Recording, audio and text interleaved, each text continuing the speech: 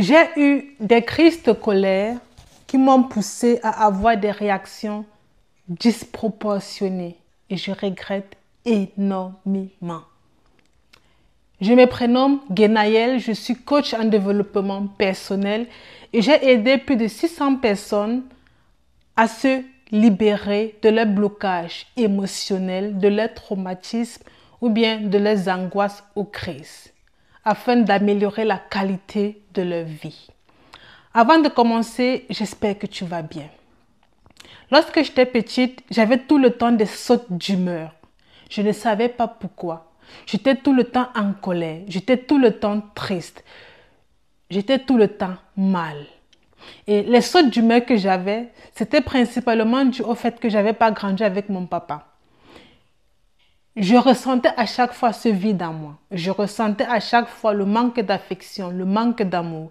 J'avais parfois l'impression que je n'étais pas à ma place, que j'étais au mauvais endroit, au mauvais moment. J'avais de la famille, des gens avec qui je pouvais parler, mais je n'avais pas le courage d'en parler. Et c'est ça qui a généré en moi des crises de colère excessives. Parce que je n'avais pas le courage de parler de ce que je ressentais. Par conséquent, tout ce que je pensais, toutes mes pensées, je les gardais pour moi. Et plus je gardais ces pensées, ces idées pour moi, plus ça me pesait. Et j'étais constamment fatiguée. Pas une fatigue physique, mais beaucoup plus une fatigue émotionnelle. De savoir que j'avais tellement de choses à parler, sur quoi communiquer, mais je n'avais pas le courage de parler de ça avec mes frères et sœurs. Et à cause de tout ça, j'ai commencé à développer la gentillesse excessive, à vivre à travers le regard des autres.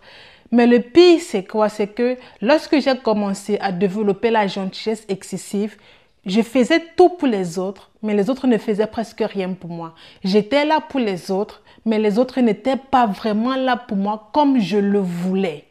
Par conséquent, j'ai commencé à être davantage frustrée. J'ai commencé à me remettre en question. J'ai commencé à mettre en doute en fait l'amour que j'avais pour moi. J'ai commencé à me minimiser, à me rabaisser, à me complexer. Parce que je ne comprenais pas, mais comment est-ce que je fais tout pour les autres, mais personne ne fait rien pour moi? Et ce sentiment d'infériorité et du fait que je me sentais complexée, toutes ces deux choses-là m'ont poussé vraiment à avoir des crises de colère. Parce que ça me frustrait à chaque fois de me dire, mais pourquoi est-ce que les autres me négligent autant? Et le pire que je n'ai pas encore mentionné, c'est que je voulais que les autres m'aident. Oh, c'est le coaching qui m'appelle déjà, mais je finis la vidéo parce que je suis là pour vous. On a rendez-vous dans 10 minutes. Elle m'a appelé beaucoup plus tôt. Donc, du coup, ce que je disais, c'était que... Et le pire, c'est que je faisais des choses pour faire plaisir aux autres. Et en plus de ça, je voulais qu'on m'aide, mais je n'avais pas le courage de demander de l'aide. Et vu que je n'avais pas le courage de demander de l'aide, forcément, je souffrais en silence. Et vu que les autres me demandaient à chaque fois « Comment tu vas, Guénaëlle ?» Je disais toujours « Je vais bien », alors que je n'allais pas bien. J'avais des idées controversées. Je pensais comme ça et puis je pensais le contraire. Moi-même, je ne me comprenais pas du tout. Et c'est ça davantage qui générait en moi des crises de colère. Parce que j'avais l'impression que je n'étais pas compris par quelqu'un, que la vie me jouait des tours, que j'étais la risée de tout le monde, que les gens ne faisaient pas vraiment l'effort de me comprendre. J'en voulais aux autres parce qu'elles me demandaient uniquement une fois en passant comment est-ce que tu vas. J'aurais beaucoup plus aimé qu'elles soient beaucoup plus présentes en insistant vraiment, en disant mais tu sais que tu vas bien, mais ce n'était pas le cas. Et c'est pour ça en fait que j'avais ces crises de colère excessives. Du fait que je vivais avec cette peur du rejet, cette peur de l'abandon, le regard des autres, le mal-être que j'avais et tout ça. J'avais donc développé les crises de colère excessives. Pour rien comme ça, je me mettais en colère. Et c'est aussi comme ça que pour rien, je souriais. Parce que je ne voulais pas que les autres constatent mon mal-être. Et je me rappelle une fois, j'étais en classe de 6e. Cette histoire-ci, je n'ai même jamais raconté ça à personne. Pardon? J'étais en classe de 6e. Et du coup, on était en train de jouer. Je ne sais pas comment on appelle ce jeu-là, mais c'était un jeu de stylo. C'était un jeu de stylo. Je ne sais plus, tu tapes comme ça et puis ça va, aucune idée. Du coup, on était en train de jouer à un jeu de stylo. Après, ma camarade, elle a posé sa main sur la table et elle a dit, on ne joue plus, que le jeu s'arrête. Moi, comme je suis ce que je suis, 2 secondes s'il vous plaît.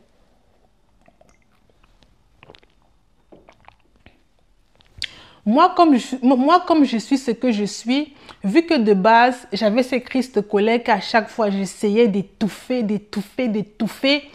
Le jour où elle a posé sa main sur la table, elle a dit qu'on ne joue plus. Ça m'avait énervé. J'ai dit que, mais pourquoi est-ce qu'on ne joue plus? Elle dit que, eh bien, elle avait raconté quoi. Et en plus, c'était une fille qui cherchait les problèmes. Si c'est que tu n'as pas fréquenté, ou bien si c'est que tu n'as pas côtoyé, quelqu'un qui cherche les problèmes pour rien. Je ne sais pas si c'est que tu vas comprendre ce que je vais raconter si elle cherchait les problèmes. Donc, tu vois le genre de fille que toute une classe connaît que celle-ci, il faut l'éviter. Bizarrement, j'étais assise avec elle sur le même banc. Jusqu'aujourd'hui, je connais son nom, mais il ne faut pas que je dévoile son... Non, ça reste confidentiel. Le nom reste confidentiel. Du coup, elle avait posé sa main sur la table qu'on ne joue plus. J'avais pris le stylo. J'ai dit que, mais je peux te piquer avec le stylo aussi sur la main. C'était ici comme ça. J'ai dit que, mais je peux te piquer avec le stylo aussi sur la main. Elle a dit que, mais pique, ça fait quoi? J'ai pris le stylo, j'ai tapé comme ça fort. Ça l'avait quand même un peu blessé. Et du coup, lorsque j'ai tapé, elle me dit que je vais te rendre. Je dis que, ah, c'est toi qui vois, si c'est que tu veux, tu me rends. Moi, j'ai pas de problème. C'était dans la 3e fille, parce qu'on était assises 3 sur le banc. Et la 3e fille dit que non, il ne faut pas la rendre. Toi aussi, tu cherches trop les problèmes et tout. Donc, en fait, elle essayait de calmer la situation. Et depuis ce jour, je me rappelle, depuis ce jour où j'ai fait ça à la fille-là, elle ne me cherchait plus les problèmes. Vu que de base, j'étais toujours isolée dans mon coin, renfermée, je ne parlais pas trop. En fait, elle m'avait pris pour ça moins que rien, quoi. Donc, à chaque fois, elle me faisait ses conneries. À chaque fois... En fait, moi, je savais même déjà que, bon, comme on dit souvent que dans une école ou bien dans une classe, il y a ton harceleur et il y a la victime. Moi, je savais de toutes les façons que celle-là, vraiment, il faut l'éviter parce que sinon, ça va trop loin. Et je ne sais pas ce qui m'était arrivé ce jour, j'en avais marre. Et en plus, le manque affectif que je ressentais du côté paternel et tout ça me mélangeait. Donc du coup, j'avais cogné comme ça sur sa main et depuis ce jour, elle ne m'avait plus jamais cherché de problème. Ce n'est pas que je valide l'acte que j'avais posé avec le recul. S'il fallait refaire, je ne le referais absolument pas du tout. Mais c'est juste pour vous expliquer à quel point les crises de colère peuvent aller. Mais j'ai déjà travaillé là-dessus. Non, aujourd'hui, je ne suis plus colérique du tout. Aujourd'hui, je suis très calme. Tu m'énerves, je te regarde. Et je réagis quand tu ne t'attends même pas. Parce que ça ne sert à rien que j'explose. Non, je te regarde, je t'observe, je te parle. C'est quand tu ne t'attends pas du tout que moi, j'ai réagi. Et j'ai coaché une femme il y a de cela 1 mois. Elle m'a contactée, elle me dit où je travaille, les gens n'aiment pas causer avec moi parce qu'ils disent toujours que je parle très mal. Pardon. Alors, quand tu bois le thé, c'est toujours comme ça, tu as beaucoup de remontées.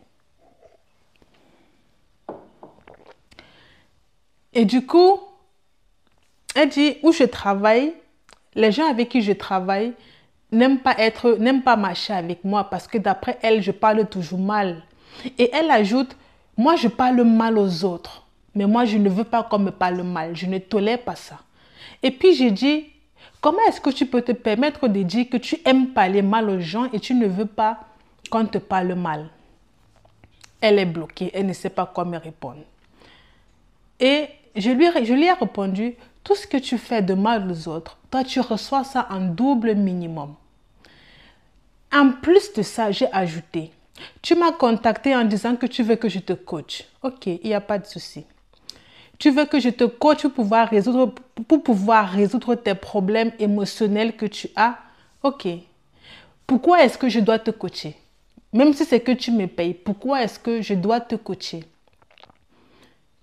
Parce que tu fais aux autres ce que tu ne veux pas qu'on te fasse. Dans limite, je t'aide toi à résoudre tes problèmes, mais en retour, tu vas continuer à faire du mal aux autres. Juste pour te sentir bien. Et bizarrement, à chaque fois qu'elle faisait du mal aux gens, elle se sentait bien. Elle n'avait pas de soucis par rapport. En fait, ça la plaisait lorsqu'elle parlait mal aux gens et elle voyait les autres pleurer. Et cela est dû à quoi? Au fait que pendant son enfance, elle était beaucoup victime à l'école. Les gens la harcelaient beaucoup, les gens la traitaient beaucoup trop de bizarre. En fait, elle était la risée de l'école, si vous voulez. Et vu qu'elle était la risée de l'école, c'est toujours elle qu'on harcelait, c'est toujours elle qu'on méprisait, c'est toujours elle qu'on rabaissait. Et donc, en grandissant, elle s'est dit, plus personne ne va jamais me faire ça. Et c'est pour ça qu'aujourd'hui, elle prenait plaisir, ou bien il y a de cela quelques mois bien sûr, elle prenait plaisir à faire du mal aux autres. Mais heureusement, on a déjà travaillé là-dessus. Et quand on a travaillé là-dessus, elle m'a dit, mais waouh, je me rends compte à quel point j'ai brisé tellement de personnes. On me l'avait fait lorsque j'étais petite, j'en avais tellement souffert. Et le simple fait de m'en rendre compte que j'ai fait pire aux autres, je me sens très mal lorsque j'y pense. Parce que de base, ce n'était pas mon but. C'est juste que je voulais me venger. Et je voulais me venger parce que je n'avais pas encore vraiment guéri de tout ça. Mais une fois que j'ai guéri de tout ça, je regrette vraiment.